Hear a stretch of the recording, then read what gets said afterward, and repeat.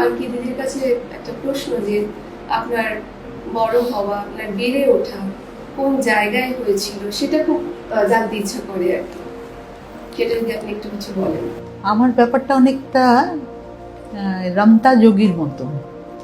আমার জন্ম হয়েছে কলকাতায়, কিন্তু বাবা চাকরি করতেন ইউপিতে এবং বাবা হেলথ অফিসার ছিলেন, ডাক্তার।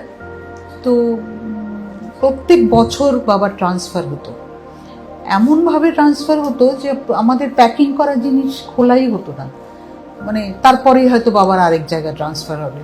ফলত আমরা অভ্যস্ত ছিলাম এবং আমরা বিভিন্ন সেই সূত্রে নানান জায়গায় আমি থেকেছি ইউপিতে, মানে বরেলি, বেহরাইচ, শাহজাহানপুর, বিজনোর, লখনৌ, নানান জায়গায় থেকেছি। এবং ফলত আমার আমার মনে হয় যে আমার যে গড়নটা, আমার যে মানসিক গড়নটা, তার ফলে অনেকটাই প্রভাবিত হয়েছে। আমি যেহেতু কোথাও সয়েলড ছিলাম না, ফলত আমি নানান অভিজ্ঞতার মধ্যে দিয়ে গেছি, নানান কিছু দেখেছি।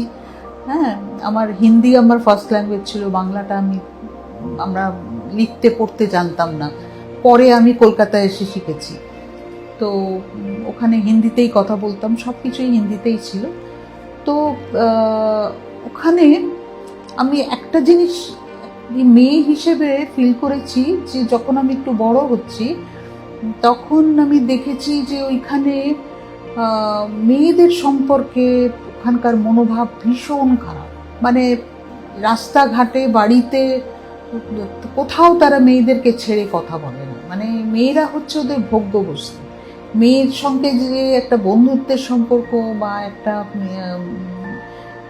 ভালোবাসার সম্পর্ক যে গড়ে তোলা যায়, তাকে যে তার মেয়ের মতন, নিজের মেয়ের মতন স্নেহ করা যায়, সেই চোখে ওরা দেখেই না। সুযোগ পেলেই ওরা ওটাকে মানে দুর্ব্যবহার করে।